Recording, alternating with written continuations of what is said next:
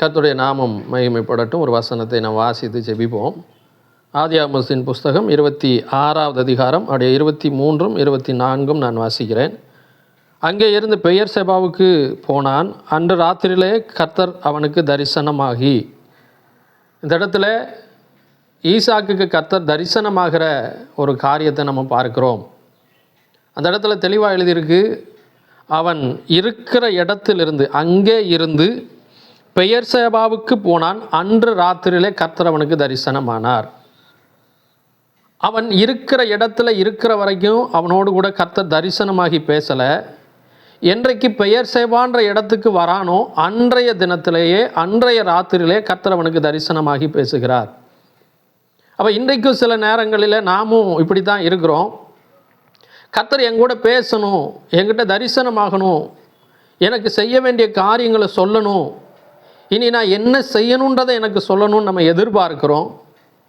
அது எந்த இடத்துல இருக்கும்போது கர்த்தர் நமக்கு சொல்ல முடியும்? இருக்கிற இடத்துலையே இருக்கும்போது நம்மளோடு கூட கர்த்தர் பேச முடியாது.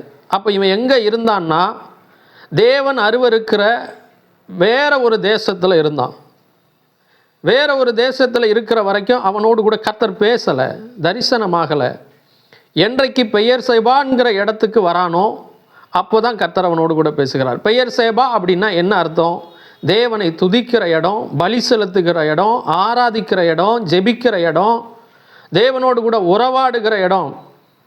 இந்த உறவாடுகிற இடத்துல அந்த பெயர்செபாங்கிற இடத்துக்கு, அந்த சுச்சுவேஷனுக்கு நம்ம வரும்போது தான் கர்த்தர் நம்மோடு கூட தரிசனமாக முடியும். இன்றைக்கும் பிரியமானவர்களே, நம்மளும் இந்த டவுட்டோடு இருக்கிறோம். என் கூட கர்த்தர் ஏன் பேசலை, ஏன் இன்னும் எனக்கான கேள்விக்கு பதில் வரலை அப்படின்னு நம்ம எதிர்பார்த்துருக்கலாம். நன்றாய் புரிந்து கொள்ள வேண்டும், நாம் எந்த இடத்துல இருக்கிறோம் என்பது முக்கியம். தேவன் விரும்பாத இடத்துல இருந்துக்கிட்டு என் கூட கர்த்தர் பேசுவார்னா கட்டாயம் பேச முடியாது. அதே சமயத்தில் தேவன் விரும்புகிற, தேவனை ஆராதிக்கிற அந்த பெயர்செபா அப்படின்ற ஒரு ஸ்தானத்திற்கு நாம் வரும்போது ஆட்டோமேட்டிக்காக கர்த்தர் அவனோடு கூட தரிசனமானது போல நம்மோடு கூட தரிசனமாகி அவர் பேச வல்லமையுள்ளவராக இருக்கிறார். நம்ம இருக்க வேண்டிய இடத்துல இருப்போம், தேவன் விரும்புகிற இடத்துல இருப்போம், தேவனை ஆராதிக்கிற ஸ்தானத்தில் நிற்போம், ஜெபிக்கிற இடத்துல இருப்போம். கர்த்தர் தாமே நம்மோடு கூட பேசி நம்மை சரியாய் நடத்தி கொண்டு போவாராக. இந்த வார்த்தைகள் மூலமாய் கர்த்தர் நம்மை ஆசீர்வதிக்கட்டும். ஆமென்.